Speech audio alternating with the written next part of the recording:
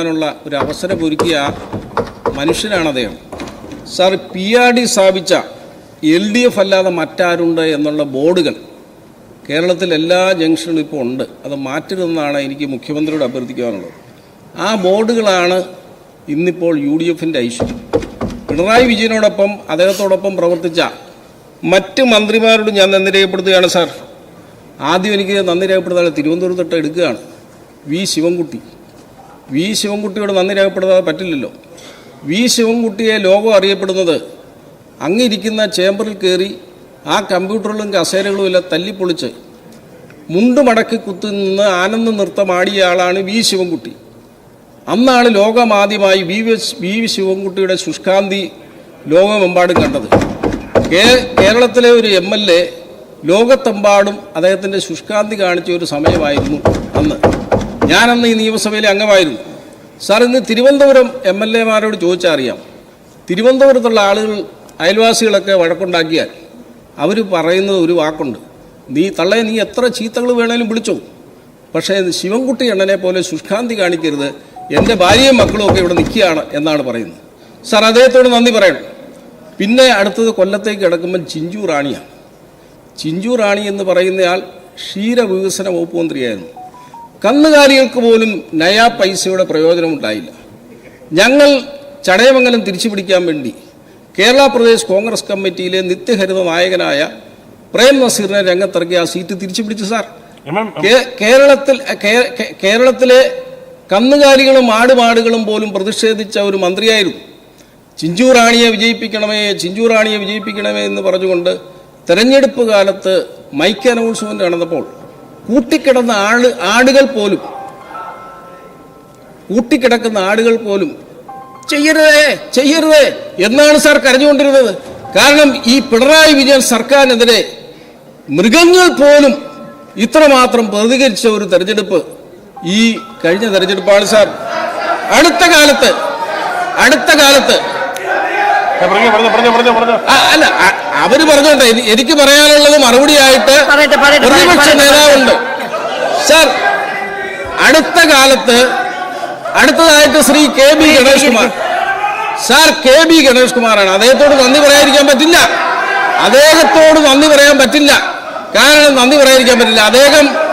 അദ്ദേഹത്തിന്റെ പ്രധാന ജോലി എന്ന് പറയുന്നത്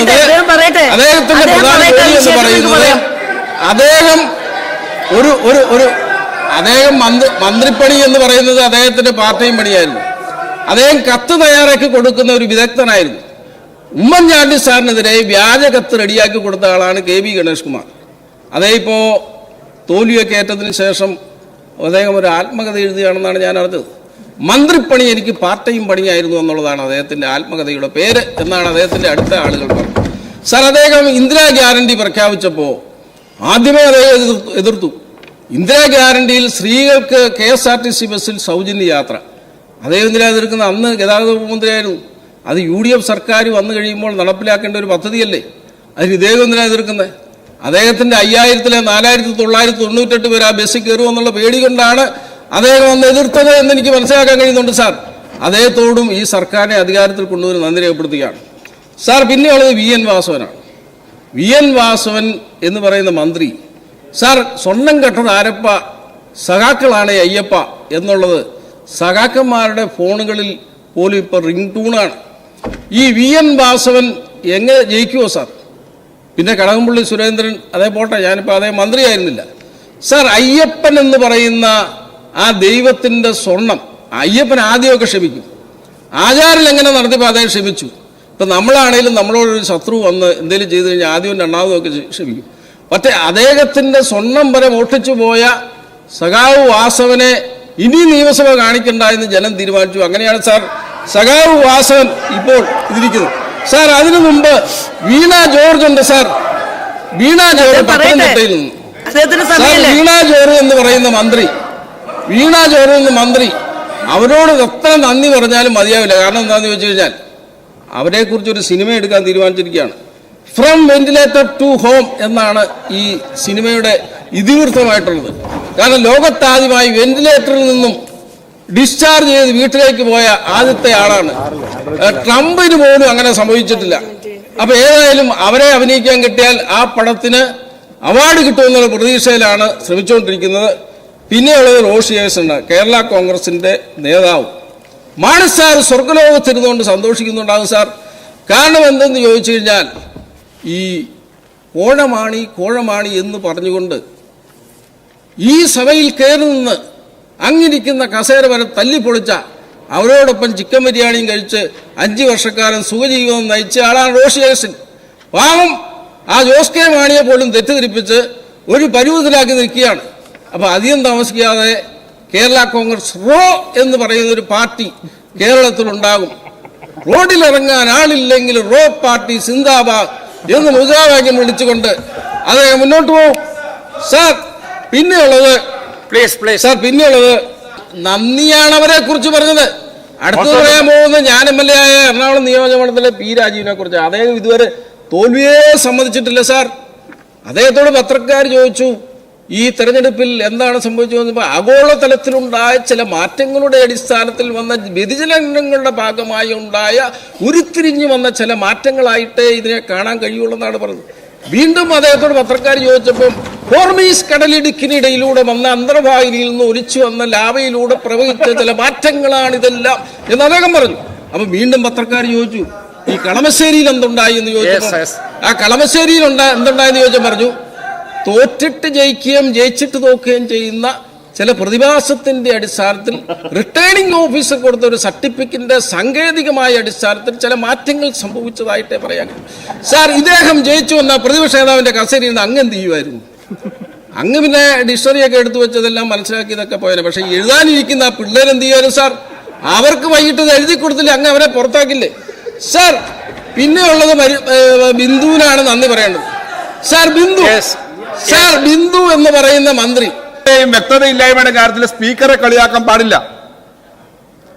അല്ല അങ്ങനെയാണല്ലോ, അങ്ങനല്ലേ പറഞ്ഞേ? അങ്ങനെ മനസ്സിലാവത്തില്ല, അത് ചെറിയാൻ പാടില്ല. ഞങ്ങൾ പറഞ്ഞതേ ഉള്ളൂ, സ്പീക്കറെ പറഞ്ഞതുകൊണ്ട് പറഞ്ഞതാണ്. പറയുന്നത് ശരിയാവുന്നില്ല, വ്യക്തമാവുന്നില്ല എന്നല്ല ഉദ്ദേശിച്ചത്. കുട്ടികളെ കുറിച്ചാണ് ക്ഷമയുടെ കേന്ദ്രമായിരിക്കണം.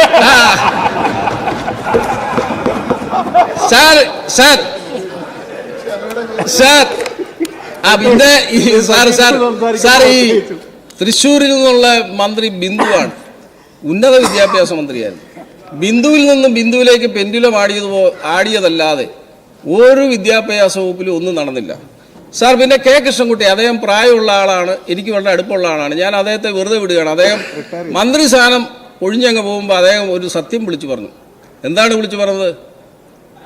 ഈ കേരളത്തിലുണ്ടായിരുന്ന വെള്ളപ്പൊക്കം എന്ന് പറയുന്നത് മനുഷ്യനിർമ്മിതമായിരുന്നു പിണറായി വിജയൻ കാലത്തെ. ആ സത്യം വിളിച്ചു പറഞ്ഞ ഒരാളായതുകൊണ്ട് ഞാൻ അദ്ദേഹത്തെ വെറുതെ വിടുകയാണ് സാർ. പിന്നെ ഉള്ളത് അബ്ദുൾ റഹ്മാനാണ്. അദ്ദേഹത്തോട് നന്ദി പറയണ്ടേ സാർ? സ്വന്തം മണ്ഡലത്തിൽ നിന്ന് സ്പോർട്സ് വകുപ്പ് മന്ത്രിയായിരുന്നു. PT ഉഷ ഓടിയേക്കാളും വേഗത്തിൽ ഓടി തിരൂര് പോയി മത്സരിച്ചു. തിരൂര് പോയി മത്സരിച്ചപ്പോൾ നമ്മുടെ കുറുക്കോളി മെയ്തീനുണ്ട്, അദ്ദേഹത്തിന്റെ ക്രിക്കറ്റ് ബാറ്റ് എടുത്ത് ഒറ്റ അടിയാണ് അടിച്ചത്, 6 അടിച്ചത്. മലപ്പുറം ജില്ലയിൽ പോലും നിന്നില്ല സാർ. ഇപ്പൊ എവിടെയാണെന്ന് കണ്ടുപിടിക്കാൻ പറ്റില്ല സാർ. പിന്നെ അടുത്ത് കോഴിക്കോടുള്ള AK ശശീന്ദ്രനാണ്. AK ശശീന്ദ്രൻ ഇപ്പോഴാണ് കാര്യങ്ങളൊക്കെ മനസ്സിലാക്കി വരുന്നത്. കാരണം അദ്ദേഹം മന്ത്രിയായതിനു ശേഷം 5 വർഷം അദ്ദേഹത്തിന് എന്താണ് നടന്നതെന്നൊന്നും അറിഞ്ഞുകൂടാ. നിയമസഭയിൽ വന്നുപോയി, സെക്രട്ടേറിയറ്റിൽ വന്നിരുന്നു പോയി. അദ്ദേഹത്തിന് അങ്ങനെ ഒരു ബോധമില്ലാതെ വരാൻ കാരണം കോഴിക്കോട് ജില്ലയിലെ ഒരു DFO കോഴിക്കോട് ഗസ്റ്റ് ഹൗസിൽ വെച്ച് അദ്ദേഹത്തിനൊരു മയക്കുവെടി വെച്ചു. 5 വർഷക്കാലം നിൽക്കുന്ന എഫക്റ്റായിരുന്നു. എന്തായാലും ആ മയക്കുവെടി വെച്ചത് കൊണ്ട് 5 വർഷക്കാലം നാട്ടുകാർക്കൊരു ശല്യവും മന്ത്രിയെ കൊണ്ടുണ്ടായില്ല. വന്യമൃഗങ്ങളുടെ ശല്യം നാട്ടുകാർക്കുണ്ടായെങ്കിലും എനിക്ക് ഷിബു ബേബി ജോൺ സാറിനോട് പറയാനുള്ളത്, ആ DFOയെ കണ്ടുകൊടുത്ത് ട്രിപ്പിൾ പ്രൊമോഷൻ കൊടുക്കണം, അദ്ദേഹത്തെ ആദരിക്കണമെന്നുള്ളതാണ് എനിക്ക് പറയുന്നത്. സാർ OR കേളുവാണ് മറ്റൊരു മന്ത്രി. സാർ ഒരു മര്യാദക്കാരൻ, പാവമായിരുന്നു, ചുര ഇറങ്ങി വന്നതാണ്. ഈ ബാലഗോപാൽ പട്ടികജാതിക്ക് പട്ടികവർഗക്കാരുടെ ഫണ്ട് അനുവദിച്ചതെല്ലാം ഇങ്ങനെ തിരിച്ചു പിടിച്ചു. ആരെങ്കിലും ചെയ്യോ സാർ? കേരളത്തിൽ എത്ര സാമ്പത്തിക പ്രതിസന്ധി വന്നാലും പട്ടികജാതി പട്ടികവർഗക്കാരുടെ ഫണ്ട് ബഡ്ജറ്റിൽ വകയിരുത്തിയതിനു ശേഷം തിരിച്ചു പിടിച്ച ബാലഗോപാലാണ് ഞാൻ പ്രസംഗിക്കുമ്പോൾ ഈ തർക്കം പറഞ്ഞുകൊണ്ടിരിക്കുന്നത്. സാർ സമയം കൊടുക്കുന്നത് പട്ടികജാതിക്കാരുടെ കണ്ണീരിലുള്ള സർക്കാരാണ് സർക്കാർ. ഈ സർക്കാർ ഫണ്ട് കൊടുത്തില്ല, അനുവദിച്ചതിന് ശേഷം തിരിച്ചു പിടിച്ചു. സാർ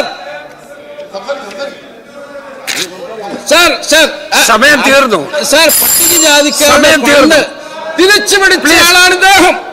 സാർ എനിക്ക് സമയം എനിക്ക് തീർന്നു. അവസാനം നന്ദി പറയേണ്ടത് മഹേഷിന്റെ ഒരു മിനിറ്റ് സമയം തീർന്നു. എനിക്ക് സാർ സമയം തീർന്നു. മഹേഷിന്റെ 1.5 മിനിറ്റ് ഉണ്ട്.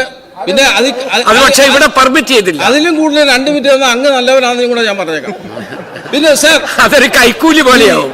അത് വേണ്ട. Yes, please resume. പട്ടികജാതിക്കാരുടെ ഫണ്ട് വെട്ടിപ്പിടിച്ച ആളാണ് ഇദ്ദേഹം. Please resume your seat. Sir Please, കൊടുക്കരുത് please. സാർ, ഒരു കാരണവശാലും കൊടുക്കരുത്. Please resume, sir. സമയായി. സാർ അടുത്ത പ്രതിപക്ഷ നേതാവ് സംസാരിക്കാനുള്ളതാണ്. Please resume your seat. സമയായി.